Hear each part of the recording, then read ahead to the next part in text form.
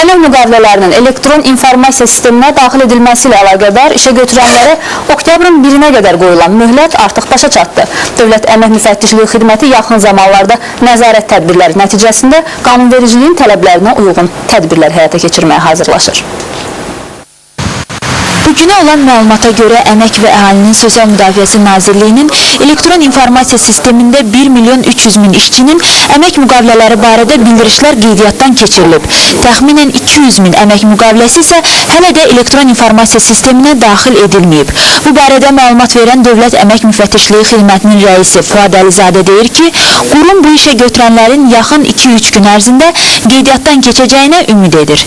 Yeni təhlillər aparacaq və baxacaq sistemdə hansı səbəbdən, hansı işə götürənlərdə çətinlik yaranır. Ola bilər ki, müəyyən işə götürənlər doğrudan da bunu sistemə salmaq istəyirlər və müəyyən obyektiv səbəbləri vardır bunun.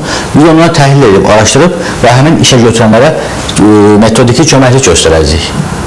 Ondan sonra artıq yox, əgər hər hansı bir işə götürən ümumiyyətlə məsuliyyətsiz deyilsə, ümumiyyətlə sistemə salmaq istəmirsə, bununla bağlı biz dərhal inzibati cərimələr tətbiq edəcəyik. Qeydiyyatdan keçirilməyən əmək müqavilələri bildirişlərinə görə cərimələr hələ də tətbiq olunmasa da, tezliklə başlanacaq nəzarət tədbirlərində qanunvericilikdə nəzərdə tutulan bütün addımlar atılacaq.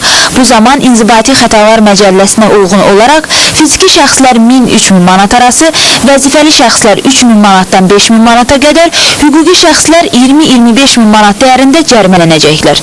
Əgər bu əməl bir neçə dəfə təkrarlanarsa, hətta həmin sahibkarları həbs gözləyir.